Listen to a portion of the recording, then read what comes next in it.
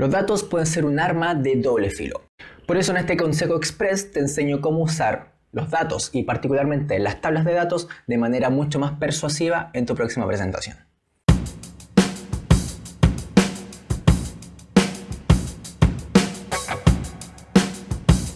Porque muchas veces tenemos que mostrar datos para respaldar todas las ideas que estamos comunicando en alguna presentación.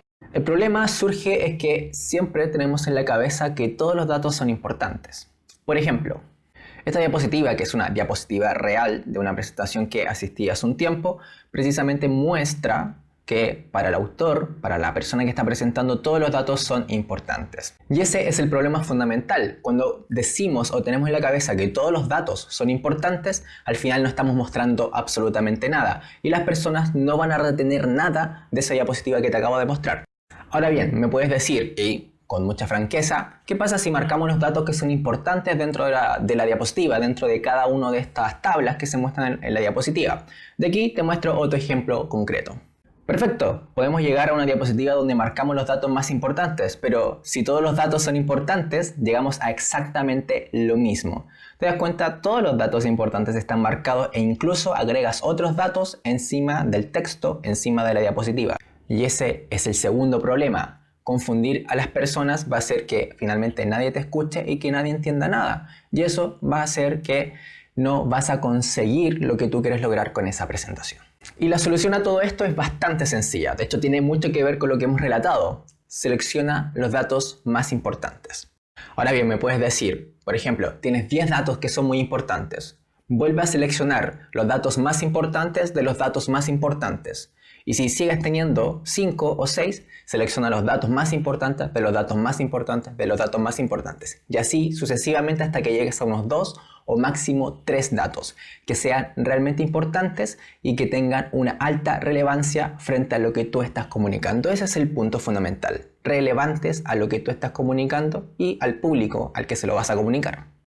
El foco que debes tener en cuenta es qué le vas a decir a las personas. ¿Con qué información quieres que se queden en la cabeza? ¿Qué quieres que retengan? Y eso, enfocarlo directamente al uso de los datos, al uso de estas tablas que te estoy hablando. Porque a veces queremos demostrar con datos, con hechos, todo lo que queremos decir y finalmente terminamos aburriendo y nadie nos toma en cuenta. Ahora, en esta diapositiva que está altamente sobrecargada, ¿qué te puedo enseñar de forma rápida? ¿Cómo disminuir toda esta sobrecarga? Primero, eliminar todo el texto. El texto no aporta ningún valor. Todo eso se puede decir. Dejemos solo el título, conclusión, para que la gente se guíe. En la misma tabla, ¿qué podemos sacar? Esto, proceso de manufactura, lo dijiste anteriormente. Entonces lo sacamos de la tabla porque tampoco sigue aportando nueva información. Lo que queremos mostrar aquí es nueva información. ¿Qué más? Rugosidad. Me acuerdo que incluso ni siquiera nombró esta parte de la tabla. Por lo tanto, también lo vamos a sacar. Lo eliminamos. Ahora aquí hay muchos datos, hay mucho número, hay una comparación. ¿Cómo se realiza la comparación? A través del porcentaje. Si eliminamos el porcentaje, si eliminamos los datos de comparación y colocamos directamente el porcentaje, vamos a comunicar de manera mucho más efectiva lo que queremos mostrar. Entonces, aquí hay 12 datos, de 12 lo podemos reducir a 6 y nos quedamos con esto. ¿Te das cuenta? Ahí sigue siendo un poco sobrecargado, pero es mucho más importante. ¿Por qué? Porque nos enfocamos en la parte importante, que finalmente es lo que recalcó esta persona que hizo la presentación, los porcentajes. Y eso es lo que queremos mostrar. Ahora, si queremos ir un poco más allá, lo que yo recomendaría sería dividir en 2 partes esta diapositiva. Entonces llegamos a una primera diapositiva, basado en esa COF, que da lo mismo lo que significa en este momento, y la otra parte que es el desgaste. Te das cuenta y la comparación se realiza con todos estos números y aquí se da. Ahora, ¿cómo ir más allá? Simplemente fijándote en el dato más importante. ¿Qué es lo que queremos demostrar? Lo que yo haría finalmente es que la comparación la realizamos con el punto más extremo, con el punto más importante que podríamos considerar, que en este caso sería el de 30N.